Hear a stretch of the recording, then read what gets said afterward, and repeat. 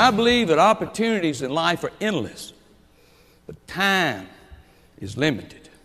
As a result, it's absolutely imperative for all of us to be able to recognize and capitalize on the opportunities we select and to turn more of our situations into opportunities. As I picked a pistol up, I picked it up by the barrel with it pointed directly towards my face. And as I did, my wife said, "Are you sure the safety's on that gun?" As she said that, I turned to look towards her. And when I did, I heard the gun go off. Well, I didn't feel a thing. But since it was pointed directly towards my face, I thought I might be in some trouble. I'd heard of people catching their arms and saws and cutting them off and not even knowing it from shock. So I jumped up and ran to the mirror, look in, see what I'd done. And when I did, I saw this hole in my face right here, which tended to upset me. But when I saw another hole in my temple on the other side, I knew it was dead. I'd always heard that your life flashes in front of you right before you die. Now, I was sort of looking forward to that because a couple things I'd like to catch again. I looked up the word situation in the dictionary. It's defined this way: a combination of circumstances at any particular point in time. I think most of us would agree with that. Then I looked up the word opportunity. Definition of the word opportunity is a favorable combination of circumstances.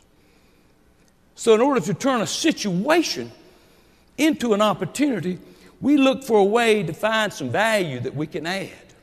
How can we make this situation more favorable, either for ourselves, for our clients, or for someone else?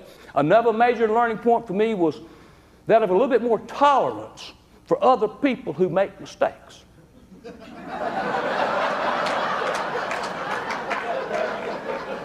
I used to laugh at an old girlfriend of mine who cut the end of her nose off, shaving on her arm.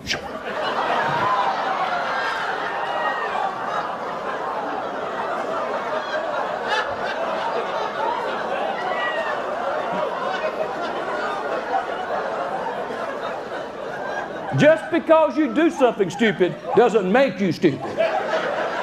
When I think of these required versus optional, I'm always amazed at people who work for companies. And I've had friends, I'm sure you have too, who said, "Well, you know, I worked for that company for 25 years. I did everything they ever told me to do. Did I get promoted? No." And I think, here's your problem. All you did was what you were told to do. Some people don't do anything more than what's asked of them. And we see this in our homes. We invite somebody, ask somebody, hire someone to come over to help with some yard work or something. Some people you have to say, "Will you pick up this rake here? These are the leaves right here." Other people spot additional things to do. They see there's some optional things. And there's where the opportunities are in life. I'm not real handy around the house.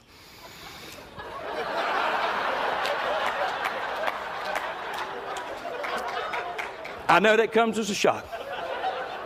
My wife asked me to move the TV from the den to the bonus room on the second floor. Now that sounds like even a simple task for somebody like me. Well, you see, it wasn't that simple because we didn't have cable on the second floor. I got to pondering how I could do that. I decided what I could do would be drill a hole through my bookcases in the den, through the ceiling into my closet upstairs, and from my closet up through the ceiling to the attic, down the other end of the house, to another closet around the baseboard to the desired location. So I pondered this for about 9 months. I can assure you one thing, all of the humor was in retrospect. I found nothing at all amusing at the time, but it did make me stop and reassess some things in my life.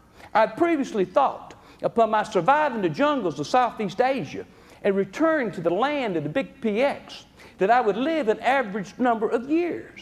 What I found out, there's no such thing as an average number of years. None of us have any idea as to how much time we have left. And the greatest impact it had on me is how I spend my time and my relationship with others. My little son came downstairs several years ago on Halloween night and said, "Daddy, you come upstairs and help me carve a pumpkin." As a son, I love to. When I have time, I got to finish his report. As he walked away, I said to myself, if this were the last chance I ever had to carve a pumpkin with my son, would I do it? I said, hold on a second there, Kenny. I think I can help you carve that pumpkin.